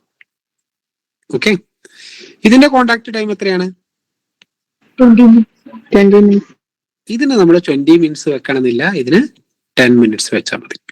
ഓക്കെ, ഇനി നമ്മൾ ബ്ലീച്ചിങ് പൗഡർ ഉണ്ടാക്കി വെച്ച് കഴിഞ്ഞാല് ഇതിന്റെയൊക്കെ ഷെൽഫ് ലൈഫ് എത്ര മണിക്കൂറാണെന്നറിയോ? 6 hours. 8 hours. 8 hours ആണ്. ഓക്കെ, 6 hours അല്ല, 8 hours. അപ്പൊ ഓരോ ഷിഫ്റ്റിലും നമ്മൾ ചിലപ്പം ബ്ലീച്ച് സൊല്യൂഷൻ ഉണ്ടാക്കി വെക്കേണ്ട വരും. ഇനി ബ്ലീച്ചിങ് പൗഡർ നമ്മൾ മറ്റൊരു കാര്യത്തിന് ഉപയോഗിക്കുമ്പോൾ അതാണ് സർഫേസ് ക്ലീനിങ്ങിന് വേണ്ടിയിട്ട്, അല്ലെ? സർഫേസ് ക്ലീനിങ്ങിന് വേണ്ടി ഉപയോഗിക്കുകയാണെന്നുണ്ടെങ്കിൽ നമ്മൾ 1:50 സൊല്യൂഷനാണ് ഉപയോഗിക്കുന്നത്. അപ്പൊ ഞാൻ 3 തരത്തിലുള്ള കോൺസെൻട്രേഷൻ പറഞ്ഞു. അതാണ് 1:10 പറഞ്ഞു, 1:50 പറഞ്ഞു, 1:100 പറഞ്ഞു. 1:10 നമ്മൾ ഉപയോഗിക്കുന്നത് ലാർജ് സ്പില്ലിന് വേണ്ടി, അല്ലെ? 1:100 നമ്മൾ ഉപയോഗിക്കുന്നത് സ്മോൾ സ്പില്ലിന് വേണ്ടിയിട്ട്, അല്ലെങ്കിൽ മൈനർ സ്പില്ലിന് വേണ്ടിയിട്ട്. ഇനി സർഫേസ് ക്ലീനിന് നമ്മൾ ഉപയോഗിക്കുന്നതാണ് 1:50 സൊല്യൂഷൻ. ഓക്കെ, അതില് നമ്മൾ ഉപയോഗിക്കുന്നത് 10 ml ബ്ലീച്ച് ഉപയോഗിക്കുന്നു ഇൻ 490 ml വാട്ടർ. ഓക്കെ, ഇതിന്റെ കോണ്ടാക്ട് ടൈം എന്ന് പറയുന്നതും 10 മിനിറ്റ്സ് ആണ്. അപ്പോൾ സ്പിൽ ഏകദേശം മനസ്സിലായിട്ടുണ്ടാവും, ബ്ലഡ് സ്പിൽ ഏകദേശം മനസ്സിലായിട്ടുണ്ടാവും എന്ന് വിചാരിക്കുന്നു. നെക്സ്റ്റ് സപ്പോസ് ഇനി ഏത് സ്പില്ലാണ് നിങ്ങൾക്ക് വേണ്ടത്, നിങ്ങൾക്ക് അറിയേണ്ടത്? മെർക്കുറി സ്പിൽ, അല്ലെ? മെർക്കുറി സ്പിൽ നേരത്തെ ചോദിക്കാൻ ചാൻസ് ഉള്ള ഒരു സംഭവമാണ് മെർക്കുറി സ്പിൽ. ഇപ്പൊ നമ്മൾ മാക്സിമം മെർക്കുറി കണ്ടെയ്നിങ് ആയിട്ടുള്ള സാധനങ്ങളൊക്കെ ഒഴിവാക്കി വരികയാണ്. എന്നാലും പഴയ ഹോസ്പിറ്റൽസിലൊക്കെ നമുക്ക് മെർക്കുറി വെച്ചിട്ടുള്ള BP അപ്പാരറ്റസും തെർമോമീറ്റർ ഒക്കെ ചിലപ്പോൾ കാണാൻ പറ്റും. ഇപ്പൊ പൊതുവേ നമ്മുടെ ഹോസ്പിറ്റൽസ് ഒക്കെ ഒഴിവായി തുടങ്ങിയതാണ് എനിക്ക് തോന്നുന്നത്. അപ്പം ആദ്യം ചെയ്യേണ്ട സംഭവം എന്ന് വെച്ച് കഴിഞ്ഞാൽ നമ്മള് ഫാനും അങ്ങനെയുള്ള സംഭവം, അല്ലെങ്കിൽ പിന്നെ ഈ എന്താ പറയുക എക്സോസ്റ്റുകളൊക്കെ ഓൺ ആണെന്നുണ്ടെങ്കിൽ അതൊക്കെ ഓഫാക്കുക. നമ്മുടെ മെർക്കുറി സ്പില്ലിൽ പ്രത്യേകം ശ്രദ്ധിക്കേണ്ട കുറച്ച് കാര്യങ്ങളുണ്ട്. ഒന്നാമത്തെയാണ് നെവർ യൂസ് എന്താണ് ചൂല്, അല്ലെ? That is broom. Broom to clean. ഒന്നാമത്തെ കാര്യമാണ് നമ്മൾ ഒരിക്കലും ചൂല് ഉപയോഗിച്ചിട്ട് മെർക്കുറി മൈക്ക് ഓഫ് ആക്കാവോ? Okay, done. അപ്പൊ never use broom to clean. Okay, നമ്മള് ടൂൾ ഉപയോഗിച്ചിട്ട് ഒരിക്കലും മെർക്കുറി സ്പില്ല് ക്ലീൻ ചെയ്യാനായിട്ട് നിൽക്കരുത്. അതേപോലെ തന്നെ രണ്ടാമത്തെയാണ് നെവർ യൂസ് വാക്വം ക്ലീനർ. നമ്മൾ എന്തും കൂടെ ഉപയോഗിക്കാനായിട്ട് പാടില്ല, വാക്വം ക്ലീനറും ഉപയോഗിക്കാനായിട്ട് പാടില്ല. മാത്രമല്ല മൂന്നാമത്തെയാണ് ബെയർ ഹാൻഡ്സ്. നമ്മൾ ഒരിക്കലും പിന്നെ നമുക്ക് തൊട്ട് നോക്കാനൊക്കെ തോന്നും ഈ ഒരു സംഭവം നിലത്ത് വീണ് കഴിഞ്ഞാൽ നല്ല രസമാണ്, ഈ സംഭവം ഒരു ബീഡ്സ് പോലെ നിൽക്കും. ഓക്കെ, മെർക്കുറി ബീഡ്സ് തന്നെയാണ് പറയുന്നത്. അപ്പോൾ നമുക്ക് ബെയർ ഹാൻഡ്സ് വെച്ചിട്ടും ഇത് തൊടാനായിട്ട് പാടില്ല. മെർക്കുറിന്റെ റിപ്പീറ്റഡ് ആയിട്ടുള്ള എക്സ്പോഷറിൽ ഒരു കണ്ടീഷൻ ഉണ്ട്. അതിന്റെ ഓർമ്മ ഉണ്ടോ നിങ്ങൾക്ക്? മീനമാറ്റാഡിസിസ്. നിങ്ങളെ ഇതേപോലത്തുള്ള കുറച്ച് മെറ്റൽ കൊണ്ടുണ്ടാകുന്ന സംഭവങ്ങൾ കേട്ടിട്ടുണ്ടാവും. കോപ്പർ ആണെന്നുണ്ടെങ്കിൽ മെങ്കസ് സിൻഡ്രോം, അതേപോലെ തന്നെ വിൽസൺ ഡിസീസ്. ഓക്കെ, കാഡ്മി ആണെന്നുണ്ടെങ്കിൽ ടൈറ്റായി, ലെഡ് ആണെങ്കിൽ പ്ലംബിസം, മെർക്കുറി ആണെന്നുണ്ടെങ്കിൽ മീനമാത്ത ഡിസീസ്. ഓക്കെ, ഇങ്ങനെ പലതരത്തിലുള്ള ടോക്സിക്കോളജിയിൽ പഠിക്കുന്ന കുറച്ച് കാര്യങ്ങളുണ്ട്. നമുക്ക് റിപ്പീറ്റഡ് ആയിട്ടുള്ള ഇത്തരത്തിലുള്ള മെറ്റൽസിന്റെ എക്സ്പോഷർ ഉണ്ടായി കഴിഞ്ഞാൽ അത് വരുന്ന കണ്ടീഷൻസ്. ഓക്കെ, ഈ മെർക്കുറി ഒക്കെ അല്ലാണ്ട് നമുക്ക് കിട്ടും. എങ്ങനെയാണെന്ന് അറിയോ നിങ്ങൾക്ക്? മെർക്കുറി റിപ്പീറ്റഡ് ആയിട്ട് മീനമാത ഡിസീസ് ഒക്കെ കിട്ടുന്നത് മെർക്കുറി കഴിക്കുന്നതുകൊണ്ടല്ല, പകരം ഷെൽഫിഷുകളിലൊക്കെ ഈ മെർക്കുറി കണ്ടെയ്നിങ് ആണെന്നുള്ളത് പറയപ്പെടും. ഓക്കെ, അപ്പോ ഇനി ഇതെന്തൊക്കെയാണ്, ഇനി നമുക്ക് ഇത്രയും നേരം ഞാൻ പറഞ്ഞത് എന്തൊക്കെ യൂസ് ചെയ്യാൻ പറ്റൂല എന്നുള്ളതാണ്. ഓക്കെ, നമ്മൾ ഇനി അടുത്തതാണ് എന്താണ് യൂസ് ചെയ്യേണ്ടത് എന്നുള്ളത്. യൂസ് എന്താണ് ഉപയോഗിക്കേണ്ടത്?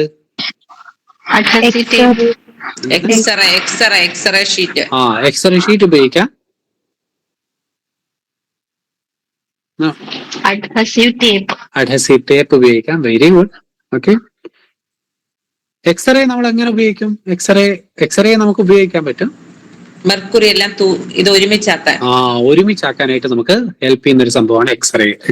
വലിച്ചെടുക്കണം. അപ്പൊ യൂസ് ചെയ്യേണ്ട, വെരി ഗുഡ്, എന്ന് വെച്ച് കഴിഞ്ഞാൽ യൂസ് ചെയ്യേണ്ട സംഭവം ഇതില് എന്താണ്?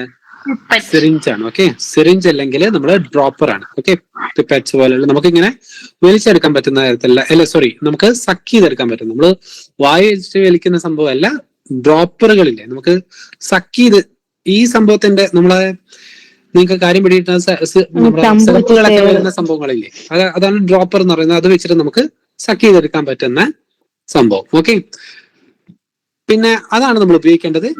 പിന്നെ നമ്മൾ ബോട്ടിൽ വേണം. ലാർജ് ബീഡ്സുകളാണ് നമ്മൾ ഇങ്ങനെ കളക്ട് ചെയ്യുന്നത്. എന്നിട്ട് നമ്മൾ എന്ത് ചെയ്യിക്കണം, നമ്മൾ വാട്ടർ കളക്ട് ചെയ്തിട്ടുള്ള ബോട്ടിലേക്ക് ഇത് ട്രാൻസ്ഫർ ചെയ്യണം. ഇനി രണ്ടാമത്തെ കാര്യം എന്ന് പറയുന്നത്, ഇത് ലാർജ് ബീഡ്സ് ആണ്, നമുക്ക് ഇങ്ങനെ സിറിഞ്ച് വെച്ചിട്ട് വലിച്ചെടുക്കാനായിട്ട് പറ്റും. ഇനി അഥവാ സ്മോൾ ഇതാണെന്ന് വിചാരിക്കും, സ്മോൾ ബീഡ്സ് ആണെന്ന് വിചാരിക്കും. സ്മോൾ ബീഡ്സ് ആണെന്നുണ്ടെങ്കിൽ നമ്മൾ പിന്നെ ആദ്യം ചെയ്യേണ്ടതെന്ന് വെച്ച് കഴിഞ്ഞാൽ നമ്മൾ ഫ്ലാഷ് ലൈറ്റ് ഓൺ ആക്കുക. കാരണം നമുക്ക് നോർമൽ ലൈറ്റിൽ ഈ സ്മോൾ ബീഡ്സ് കാണുന്നില്ല. അപ്പൊ നമ്മൾ ഫ്ലാഷ് ലൈറ്റ് ഓൺ ആക്കുക. എന്നിട്ട് നമ്മൾ അഡ്ഹസീവ് ടേപ്പുകൾ ഉപയോഗിക്കാം. Flash light, adhesive tape.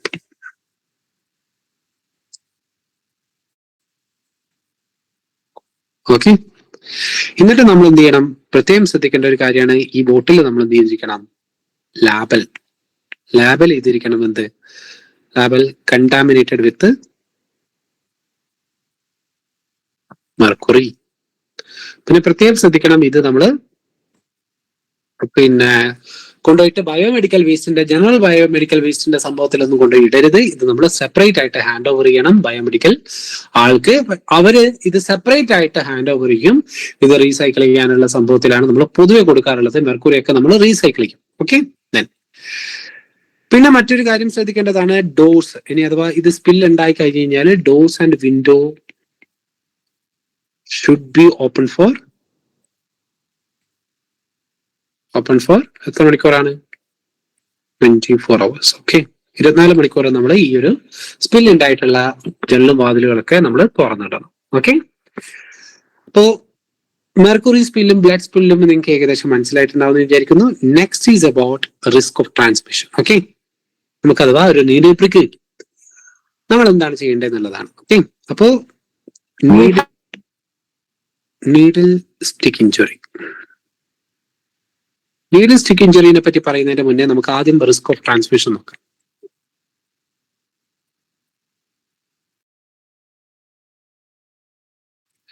നമുക്ക് ഒരു നീഡിൽ പ്രിക്ക് കിട്ടിക്കഴിഞ്ഞാൽ അതിൽ എത്ര പെർസെന്റേജ് നമുക്ക് HIV ഉണ്ടാവാനുള്ള ചാൻസ് ഉണ്ട്? എത്ര പ്രിക്ക് കിട്ടിക്കഴിഞ്ഞാൽ അതിൽ പിന്നെ നമുക്ക് HBsAg ഉണ്ടാവാനുള്ള ചാൻസ് ഉണ്ട്? എത്ര പ്രിക്ക് കിട്ടിക്കഴിഞ്ഞാൽ അതിൽ HCV കിട്ടാനുള്ള ചാൻസ് ഉണ്ടെന്ന് നമുക്ക് നോക്കാം. അതിനൊരു 3 പിന്നെ ഒരു റൂൾ ഓഫ് 3 ഉണ്ട്. ദാറ്റ് മീൻസ് ഹെപ്പറ്റൈറ്റിസ് ബി എന്ന് പറയുന്നത്, അതിന്റെ റൂൾ എന്ന് പറയുന്നതാണ് 1:3. ഓക്കെ, എന്ന് വെച്ച് കഴിഞ്ഞാൽ നമുക്ക് ഒരു 3 പ്രിക്ക് കിട്ടിക്കഴിഞ്ഞാൽ അതിൽ ഒരു പ്രിക്ക് ഹെപ്പറ്റൈറ്റിസ് ബി ആവാനുള്ള ചാൻസ് ഉണ്ട്, നമുക്ക് വരാനുള്ള ചാൻസ് ഉണ്ട്. ഹെപ്പറ്റൈറ്റിസ് സി എന്ന് പറയുന്നത് അതിന്റെ റേഷ്യോ എന്ന് പറയുന്നത് 1:30 ആണ്. HIV എന്ന് പറയുന്നത് 1:300 ആണ്. ഓക്കെ, നമുക്ക് അത്ര പെട്ടെന്നൊന്നും കിട്ടൂല നമുക്ക് HIV. നമുക്ക് HIV കണക്ക് നോക്കുകയാണെന്നുണ്ടെങ്കിൽ HIV മോഡ് ഓഫ് ട്രാൻസ്മിഷൻ നോക്കി കഴിഞ്ഞാൽ 75% സ്പ്രെഡ് ചെയ്യുന്ന രീതി എന്ന് പറയുന്നത് സെക്ഷൽ ആണ്. പ്രത്യേകം ശ്രദ്ധിക്കുക, 75 most common route of spread എന്ന് പറയുന്നത് സെക്ഷൽ ആണ്.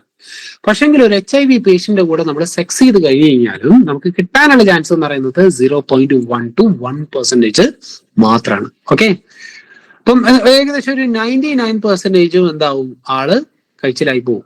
ഓക്കെ, എന്ന് വെച്ച് കഴിഞ്ഞാൽ ഒരു HIV പേഷ്യന്റിന്റെ പിന്നെ അടുത്തൊരു സെക്ഷൽ കോണ്ടാക്ട് ഉണ്ടായി കഴിഞ്ഞാലും ഒരു 99% വരാനുള്ള ചാൻസ് ഇല്ല, ബാക്കിയുള്ള 1% വരാൻ ചാൻസ് ഉള്ളൂ. പക്ഷെങ്കിൽ most common route of spread എന്ന് പറയുന്നത് ഈ ഒരു 1% എന്നുള്ളതാണ് കാര്യം. ഓക്കെ, അത് മെയിൻലി ഹെട്രോസെക്ഷൽ ആയിട്ടാണ്, മെയിൽ ടു ഫീമെയിൽ സെക്ഷൽ കോണ്ടാക്റ്റിലാണ് ഇത് സ്പ്രെഡ് ആവുന്നത്. ഹോമോസെക്ഷൽസിന് കുറവാണ്. ഇനി അടുത്തതാണ് ബ്ലഡ് ആൻഡ് ബ്ലഡ് പ്രൊഡക്ട്സ് ആയിട്ടുള്ളതിലാണ് ഏറ്റവും കൂടുതൽ ഉള്ളത്. എന്ന് വെച്ച് കഴിഞ്ഞാല് അത് നമ്മളൊരു ബ്ലഡ് ട്രാൻസ്ഫ്യൂസ് ചെയ്ത് വിചാരിച്ചോ, ഒരു HIV പേഷ്യന്റെ ബ്ലഡ് നമ്മൾ ട്രാൻസ്ഫ്യൂസ് ചെയ്ത് പോയി കഴിഞ്ഞാൽ അതിൽ എന്നാലും 100% നമുക്ക് ചാൻസ് ഇല്ല, ഒരു 90 to 95% ചാൻസ് മാത്രമേ ഉള്ളൂ. ഓക്കെ, ദെൻ ഇനി അടുത്തതാണ് കണ്ടാമിനേറ്റഡ് ആയിട്ടുള്ള നീഡ്സ്, സിറിഞ്ചുകൾ ഇങ്ങനെയൊക്കെ നമ്മൾ ഇതാക്കുന്നത് എന്ന് വെച്ചാൽ നമുക്കൊക്കെ കിട്ടുമല്ലോ, അതൊക്കെ 0.3% ചാൻസേ ഉള്ളൂ. എന്ന് വെച്ച് കഴിഞ്ഞാൽ നമുക്കൊരു അഥവാ നീഡിൽ പ്രിക്കൊക്കെ ഒരു HIV പേഷ്യന്റ് കിട്ടിക്കഴിഞ്ഞാൽ നമ്മൾ ഭയങ്കരമായിട്ട് പാനിക് ആവേണ്ട ആവശ്യമില്ല. അതാണ് ഈ പ്രിക്കോഷൻസിലൊക്കെ ഫസ്റ്റ് പറയുന്നത്, ഡു നോട്ട് പാനിക് എന്നുള്ളതാണ്. കാരണം നമ്മൾ പാനിക് ആയിട്ട് കാര്യമൊന്നുമില്ല, നമ്മൾ മനസ്സിലാക്കുക, നമ്മൾ പ്രോപ്പർ ആയിട്ടുള്ള എന്ന് വെച്ചിട്ടുണ്ടെങ്കിൽ അത് ഭയങ്കര പിന്നെ എന്തായാലും വരൂല എന്ന് വിചാരിക്കാൻ വേണ്ട. കാരണം അതിലൊക്കെ നമുക്ക് ചിലപ്പോൾ നമ്മുടെ ബാഡ് ലക്കിന് അത് ചിലപ്പം കിട്ടുകയും ചെയ്യും. അതുകൊണ്ട് തന്നെ നമ്മൾ പ്രോപ്പർ ആയിട്ടുള്ള പോസ്റ്റ് എക്സ്പോഷർ പ്രൊഫൈൽ ആക്സസ് എടുക്കുക എന്നുള്ളതാണ് അടുത്തത്. ഇനി ഓർഗൻ ട്രാൻസ്പ്ലാന്റേഷൻ വഴിയാണെന്നുണ്ടെങ്കിൽ 50-90% ആണ്.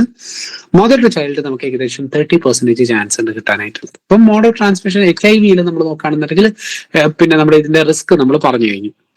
ഇനി ഇത് ഞാൻ ഓൾറെഡി പറഞ്ഞതാണ്, നീഡൽ സ്റ്റിക്ക് കിട്ടി കഴിഞ്ഞാൽ എത്ര പെർസെന്റേജ് ചാൻസ് ഉള്ളതെന്നുള്ളത്. പിന്നെ HIV വൈറസ് ആൽക്കഹോൾ സെൻസിറ്റീവ് ആണ്, റേഡിയേഷൻ റെസിസ്റ്റന്റ് ആണ്. ഓക്കെ, എന്ന് വെച്ച് കഴിഞ്ഞാൽ നമുക്ക് ആൽക്കഹോൾ ഉപയോഗിച്ച് കഴിഞ്ഞാൽ, സ്പിരിറ്റ് ഒക്കെ ഉപയോഗിച്ച് കഴിഞ്ഞാൽ HIV നമുക്ക് നശിപ്പിക്കാനായിട്ട് പറ്റും, ഈസി ആയിട്ട് നശിപ്പിക്കാനായിട്ട് പറ്റും. അതിന്റെ പിക്ചറാണ് നമ്മൾ നേരത്തെ പറഞ്ഞത്. ഇനി HIV ഫസ്റ്റ് നമുക്ക് post exposure profile access for HBsAg നോക്കാം, എന്നിട്ട് നമുക്ക് HIV വരാം. അല്ലെങ്കിൽ നമുക്ക് ആദ്യം HIV പറയാം. ഞാൻ ഓൾറെഡി സ്ലൈഡ് പ്രിപ്പയർഡ് ആണ് ഇതിന്റെ. ഇപ്പോൾ HIV post exposure profile access എന്ന് പറയുന്നത് ബെസ്റ്റ്. നമ്മൾ ആദ്യം തന്നെ ഒരു നീലി പ്രിക്ക് കിട്ടിക്കഴിഞ്ഞ് കഴിഞ്ഞാൽ നമുക്കൊരു HIV പേഷ്യന്റ് നമ്മൾ സോഴ്സ് സ്റ്റാറ്റസ് നോക്കുക. എന്നിട്ട് നമ്മൾ ഒരു നീലി പ്രിക്ക് കിട്ടിക്കഴിഞ്ഞാൽ സോഴ്സ് അഥവാ പോസിറ്റീവ് ആണെന്നുണ്ടെങ്കിൽ, ഇല്ലാന്നുണ്ടെങ്കിൽ നമുക്ക് നമ്മൾ ടെസ്റ്റ് ചെയ്താൽ മതി. അല്ലാണ്ട് നമ്മൾ പോസ്റ്റ് എക്സ്പോഷർ പ്രൊഫൈൽ ആക്സസ് എടുക്കേണ്ട ആവശ്യമില്ല. ഇനി അഥവാ പിന്നെ നമ്മൾ സോഴ്സിന്റെ സ്റ്റാറ്റസ് അൺനോൺ ഒക്കെയാണ്, അല്ലെങ്കിൽ അവർ പോസിറ്റീവ് ആണെന്നുണ്ടെങ്കിലാണ് നമ്മൾ PEP എടുക്കേണ്ടത്.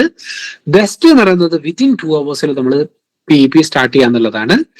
പ്രിഫറബിളി ബിഫോർ 72 hours എന്ന് വെച്ച് കഴിഞ്ഞാൽ വിത്തിൻ ഒരു 3 days ഉള്ളിലെങ്കിലും ആയിട്ട് നമ്മൾ എടുത്തിരിക്കണം.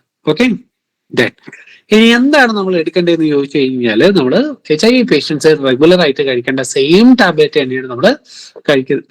പക്ഷെങ്കിൽ നമ്മൾ HIV പേഷ്യൻസ് എത്ര കാലം എടുക്കും ഈ ട്രീറ്റ്മെന്റ്? ലൈഫ് ലോങ് എടുക്കും അവർ. ഓക്കെ, ലൈഫ് ലോങ് എടുക്കേണ്ടി വരും. പക്ഷെങ്കിൽ നമ്മൾ എത്ര ദിവസം എടുത്താൽ മതി? നമ്മൾ 6 months എടുക്കണോ? 28 days മാത്രം എടുത്താൽ മതി. ഓക്കെ, നമുക്ക് അഥവാ നീഡിൽ പ്രിക്ക് കിട്ടിക്കഴിഞ്ഞാൽ നമ്മുടെ പോസ്റ്റ് എക്സ്പോഷർ പ്രൊഫൈൽ ആക്സസിന്റെ ഭാഗമായിട്ട് നമ്മൾ എടുക്കുകയാണെന്നുണ്ടെങ്കിൽ നമ്മൾ വെറും 28 days മാത്രം എടുത്താൽ മതി. ഓക്കെ, നമ്മളിപ്പം പണ്ടൊക്കെ പല പല ടാബ്ലറ്റുകളായിരുന്നു, ഇപ്പൊ അത് കോമ്പിനേഷൻ ഫിക്സഡ് കോമ്പിനേഷൻ ആക്കിയിട്ടുണ്ട്. FDC ആണ്. അതില് ടിനോഫോവിർ, ലാമോവിഡിൽ, ഡോളുടെഗ്രാവിർ എന്ന് പറഞ്ഞിട്ടുള്ള ടാബ്ലറ്റ് ആണ്. 300, 50 mg. ഓക്കെ, ഇനി ഇത്രയാണ് നമുക്ക് HIV കാര്യം പറയാനുള്ളത്. ഇനി അടുത്തതാണ്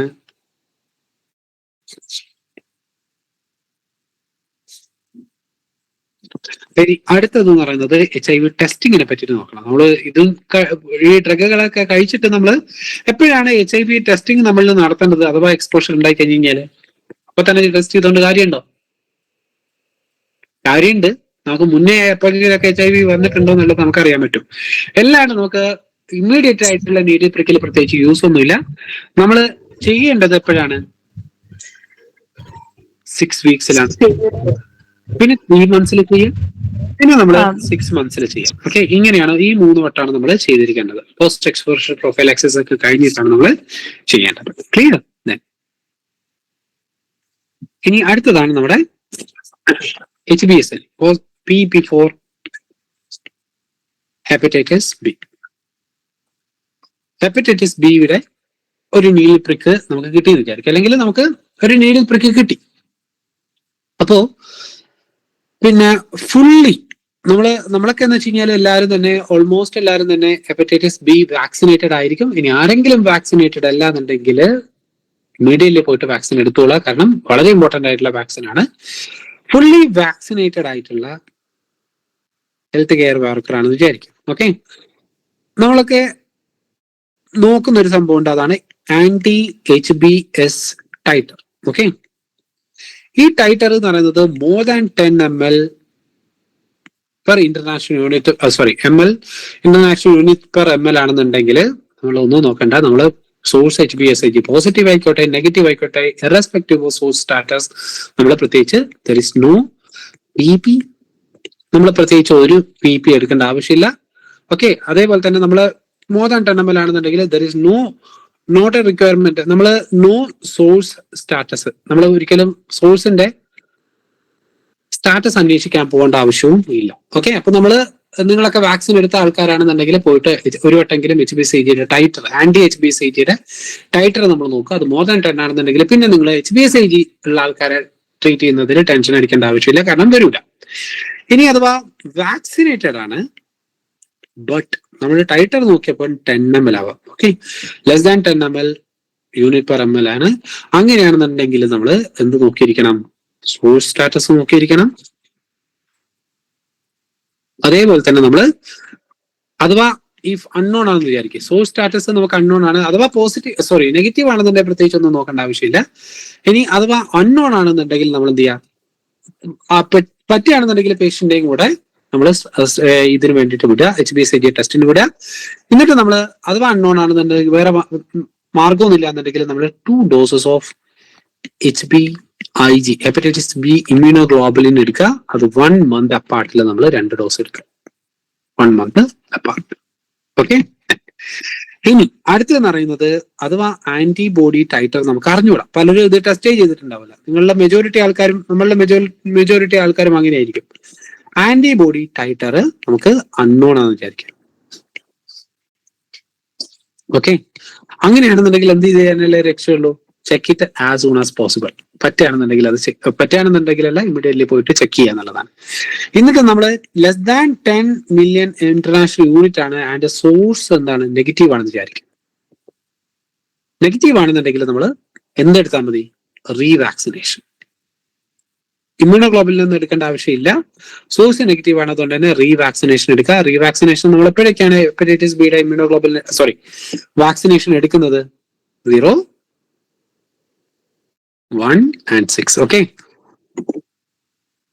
1 month അപ്പാർട്ടിലും 6 month അപ്പാർട്ടുമാണ് നമ്മൾ എടുക്കേണ്ടത്. ഇനി അഥവാ less than 10 million international unit ആണ്, സോഴ്സ് എന്താണ്? പോസിറ്റീവായി എന്ന് വിചാരിക്കും. ഓക്കെ. അങ്ങനെയാണെന്നുണ്ടെങ്കിൽ ഇമ്മീഡിയറ്റ്ലി നമ്മൾ 1 dose HbA1c. ഇത് പറയുന്നത് less than 10 million international unit ഉള്ള ആൾക്കാരിലാണ് കേട്ടോ. 1 dose HbIg എടുക്കുക and start vaccination, revaccination. Okay. Full dose നമ്മൾ ഒന്നും കൂടെ എടുക്കുക. ഓക്കെ. ഇനി അടുത്തതാണ് when to check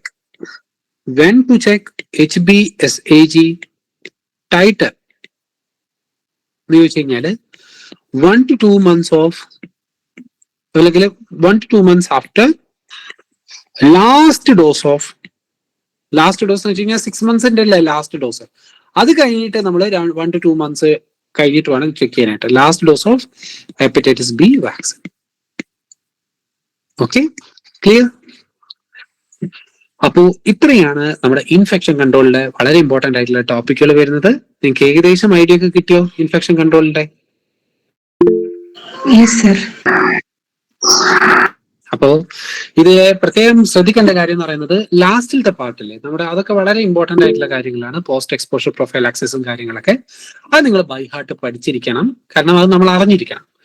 മാത്രമല്ല ഇന്ന് ഡിസ്കസ് ചെയ്ത എല്ലാ കാര്യങ്ങളും തന്നെ നിങ്ങൾ നല്ല രീതിക്ക് അറിഞ്ഞിരിക്കേണ്ട കാര്യങ്ങളാണ്. ആസ് എ നേഴ്സ് നമ്മളൊരു വാർഡിൽ വർക്ക് ചെയ്യുന്നത്, നമ്മൾ ഇൻഫെക്റ്റഡ് ആയിട്ടുള്ള പേഷ്യൻസിനൊക്കെയാണ് നമ്മൾ ട്രീറ്റ് ചെയ്യാനായിട്ട് പോകുന്നത്. അപ്പൊ ഈ കാര്യങ്ങളെ പറ്റിയിട്ടൊക്കെ ഒരു ഐഡിയ ഉണ്ടെന്നുണ്ടെങ്കിൽ നല്ലതാണ്. ഓക്കെ. അപ്പോൾ ഇന്നത്തെ ക്ലാസ് ഞാനിവിടെ വൈൻഡ് അപ്പ് ചെയ്യാണ്. നാളെ മറ്റൊരു ക്ലാസ് ആയിട്ട് കാണാം. അതുവരേക്കും bye. Thank you everyone. Have a nice day. Good night.